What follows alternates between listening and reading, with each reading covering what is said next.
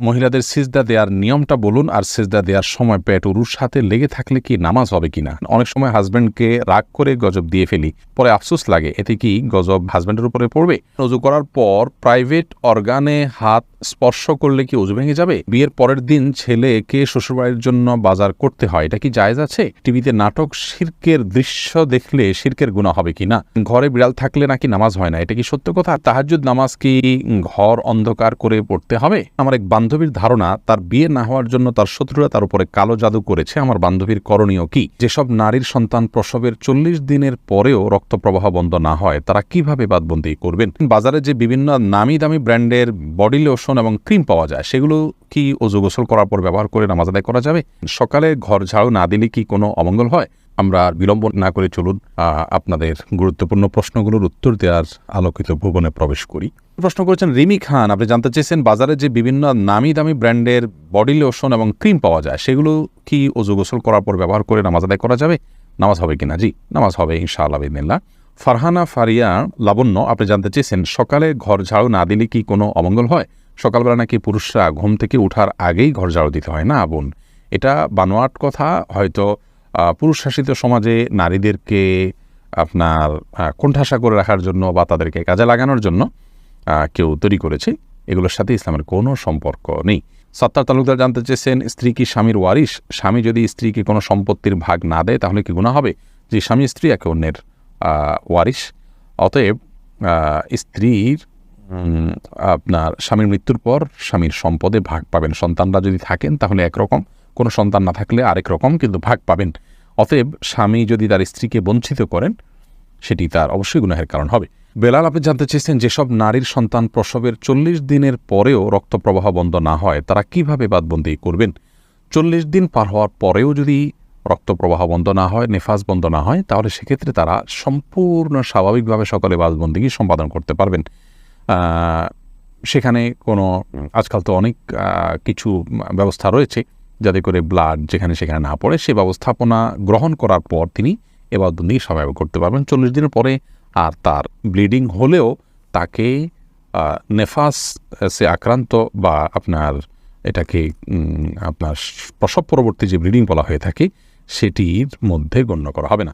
সামিয়া ফেরদৌস জানতে চেয়েছেন তাহাজ্জুদ নামাজ কি ঘর অন্ধকার করে পড়তে হবে? এর কোনো ভিত্তি আছে কি? তাহাজ্জুদের নামাজ এটা আমরা ঘর অন্ধকার করে লাইট বন্ধ করে পড়তে হবে, এর কোনো ভিত্তি নেই। বরং সেটা আপনার যেভাবে সেভাবে আদায় করতে পারেন। আপনার মনোযোগের জন্য আপনি যদি আলো আধার করে নিতে পারেন, ডিম আলো করে নিতে চান, তো সেটি করতে পারেন, কোনো অসুবিধা নেই। তবে অন্ধকারেই পড়তে হবে এমন কোনো বাধ্যবাধকতা বা নিয়ম নেই।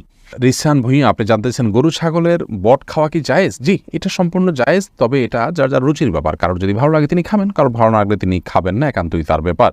রহিমা চম্পা জানতে চেয়েছেন টিভিতে নাটক শিরকের দৃশ্য দেখলে শিরকের গুনাহ হবে কিনা? শিরকের দৃশ্য দেখানো হলে সেটি আমরা যদি দেখতে থাকি, আমাদের কাছে বিষয়টা সহজাত এবং স্বাভাবিক হয়ে যেতে পারে। এই জায়গা থেকে এগুলো দেখা থেকে আমাদের বিরত থাকা উচিত। হ্যাঁ, শুধু নিছক ধারণার জন্য যে কীভাবে শিরক হয়ে থাকে আপনি জানলেন এবং সেটা ভয়াবহতা সম্পর্কে আঁচ করলেন, যে মানুষ কীভাবে তারই নিজের হাতে করা সৃষ্টিকে কীভাবে পূজা করছে, আপনি জাস্ট ধারণা নেওয়ার জন্য দেখলে সেটি গুনাহের কারণ হবে না। কিন্তু এইভাবে অহরহ যদি আপনি দেখতে থাকেন, বিশেষ করে নাটক সিনেমাতে, আপনার হিন্দি ফিল্ম ইত্যাদিতে যদি অনবরত এগুলো প্রদর্শন করা হয়, যেহেতু হিন্দুরা এগুলো করে থাকেন তাদের সামাজিক কালচার অংশ হিসাবে, সেগুলো দেখতে দেখতে আমাদের কাছে সহনীয় হয়ে যেতে পারে। সেজন্য এগুলো দেখা ওইভাবে অ্যাভয়েড করা উচিত। এরপর সাদিক ইসলাম জানতে চেয়েছেন বিয়ের পরের দিন ছেলেকে শ্বশুরবাড়ির জন্য বাজার করতে হয়, এটা কি জায়েজ আছে? বিয়ের পরের দিন ছেলে শ্বশুরবাড়ির জন্য বাজার করতে হয়, এরকম কোনো কালচার ইসলাম আমাদেরকে শেখায় নাই। এগুলো আমাদের দেশীয় কালচার এবং সংস্কৃতি। ছেলে যদি সন্তুষ্ট হয়ে নিজে থেকে শ্বশুরবাড়ির জন্য কিছু করতে চায়, উপহার দিতে চায়, ভিন্ন কথা, কিন্তু এটাকে আপনার কালচার বানিয়ে যদি আমরা আদায় করি এবং ছেলে আপনার অপারক হলেও এটা দেওয়ার জন্য কষ্ট করতে হয় এবং দিতেই হয়, তাহলে সেই সংস্কৃতি অবশ্যই প্রশংসনীয় নয়।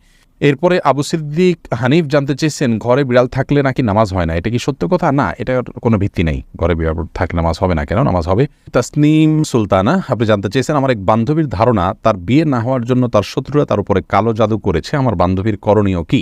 কেউ যদি শত্রুতা করে তা জাদু করেছে বলে আপনার মনে হয়, তাহলে তিনি অবশ্যই জাদু থেকে বাঁচার জন্য রুকিয়া শারঈয়াহ বা শরিয়া বিধিবদ্ধ যে ঝাড়ফুঁক আছে সেগুলোর তিনি আশ্রয় নিতে পারেন। সেগুলোর আশ্রয় নেওয়া বলতে সেগুলোর মাধ্যমে আল্লাহ তাআলার আশ্রয় তিনি নিতে পারেন।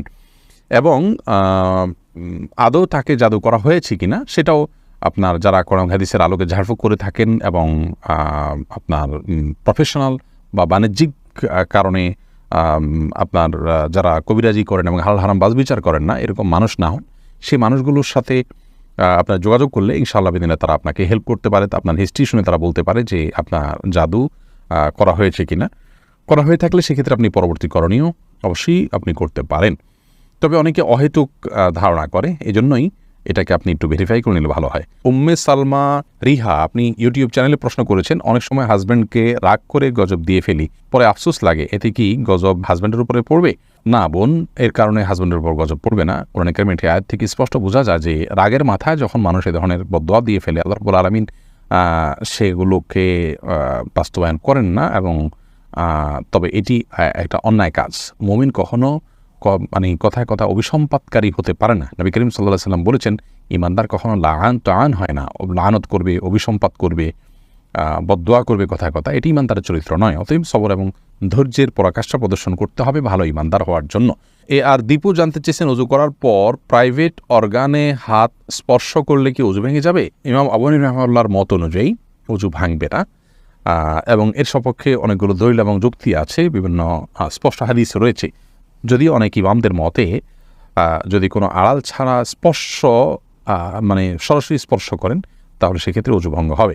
সোনিয়া আক্তার জানতে চেয়েছেন, মহিলাদের সিজদা দেওয়ার নিয়মটা বলুন, আর সিজদা দেওয়ার সময় পেট উরুর সাথে লেগে থাকলে কি নামাজ হবে কিনা? জি, নামাজ হবে না। নারী পুরুষের সালাত নিয়ে যে মত পার্থক্য আছে, এটাকে আমরা অনেক